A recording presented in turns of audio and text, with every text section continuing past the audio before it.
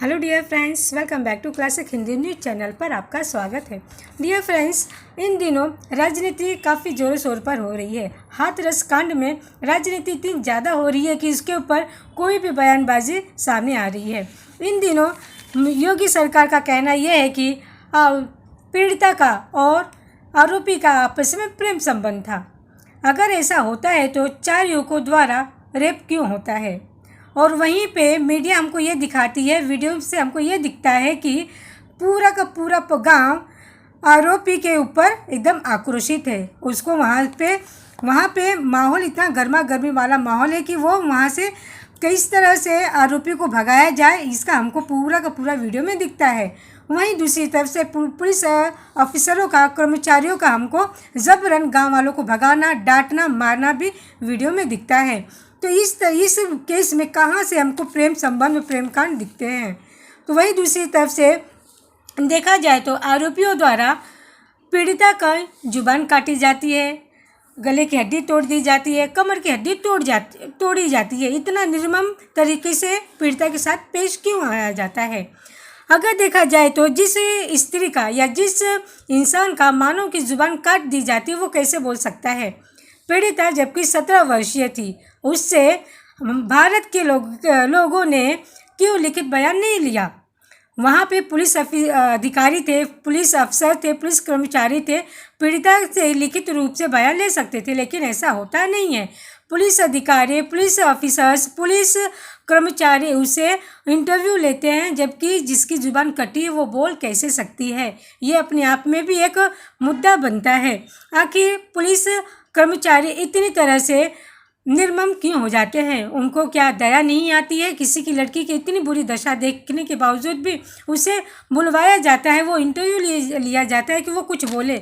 जिसकी जुबान ही कट गई हो वो कैसे बोल सकता है? वो 17 वर्षीय लड़की थी, वो लिखित रूप से बयान दे सकती थी, लेकिन पुलिस अधिकारी ऐसा करते नहीं हैं। उसे मौखिक रूप से इंटरव्यू लिया जाता है और बाद में खबर ये मिलती है कि उसकी मौत हो गई है, अस्पताल में ही उसकी मौत हो गई है और रात ही रात आनन फानन में उसकी शव का दाह संस्कार भी कर दिया जाता है। उसके ऊपर पेट्रोल छिड़क के शव को जला दिया जाता है।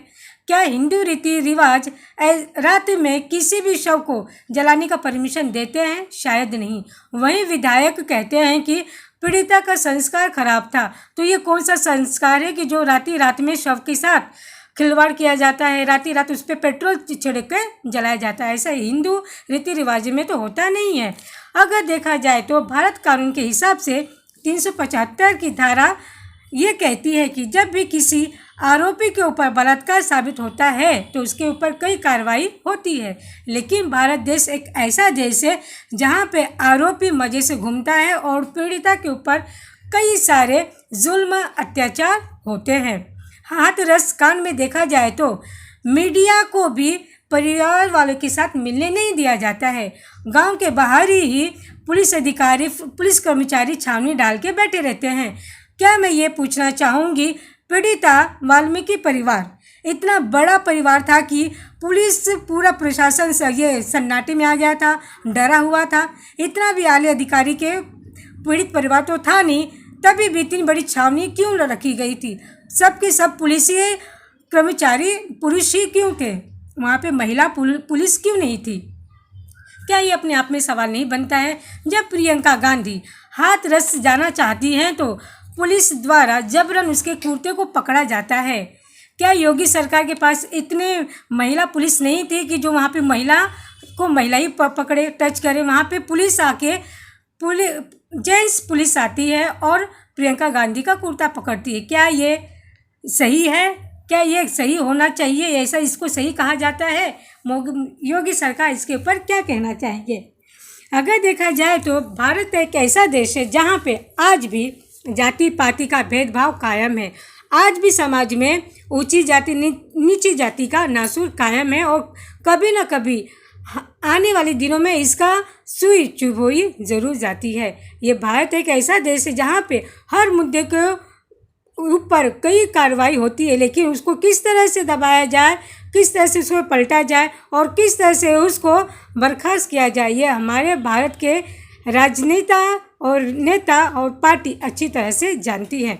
देखा जाए तो रेप करने वाले युवक को कोई भी कार्रवाई नहीं होती है, वो आप फ्री होके घूमते हैं और वही परिवार हमेशा दुखी हो जाती है, पीड़िता का परिवार काफ़ी दुखी हो जाती है। इसके ऊपर भी कोई कार्रवाई क्यों नहीं बनती? सारा का सारा पीड़ित परिवार ही सारे जुल्म भेदभाव सहते हैं। इतना मार्मिक कांड होने के बावजूद भी योगी सरकार कहते हैं कि सीबीआई की छानबीन होगी। अगर सीबीआई की छानबीन होगी तो स्टार्टिंग से करना चाहिए था, जब पीड़िता का शव को आनन फानन में जलाया गया उसके ऊपर भी कार्रवाई करनी चाहिए थी। अफिसरों को निलंबित करके कोई मामला ठंडा नहीं होता है, उनको ऊपर कार्रवाई करने से रिजल्ट सामने आता है कि आखिर उन्होंने ऐसा क्यों किया था।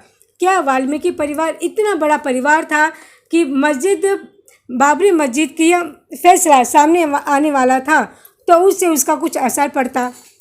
पीड़ित परिवार इतना भी ऊंचे अधिकारी का परिवार तो था नहीं कि पूरा का पूरा यूपी सख्ते में आ जाता। वहाँ पे हल्ला आतंक होने का डर था, ऐसा भी होता नहीं है। तभी भी आनन फानन में उसके शव को जलाया जाता है और वहीं पे हमें मीडिया में ये भी दिखता है कि कुछ ऑफिसर्स उसके शव को जलते देख के मुस्कुरा रहे हैं। आखिर ऐसा क्यों होता है? क्या भारत समाज में अब इतनी भी शालीनता नहीं रह गई है कि न्याय को न्याय कहा जाए, अन्याय को अन्याय कहा जाए और जबरन को जबरन कहा जाए? आखिर ऐसा क्यों होता है? भारतीय संविधान में ऐसा क्यों होता है? यहाँ पे इतना भेदभाव, पक्षपात और इतना अत्याचार क्यों है? क्यों आखिर भारत के लोग जागरूक क्यों नहीं होते हैं? जहाँ पे हाथरस कांड सामने आता है वहीं पे एनसीआई द्वारा ए लिस्ट स्टारों का नाम सामने आने वाला होता है, वो पलट दिया जाता है। आखिर पूछना चाहेंगे कि SAR कौन है? ये ए लिस्ट स्टार बॉलीवुड के कौन है? उनका नाम सामने क्यों नहीं आता है? जहाँ पे हाथरस कांड सामने आता है तो एनसीबीआई मौन क्यों हो जाती है? आखिर एनसीबीआई के मौन होने का कारण क्या है?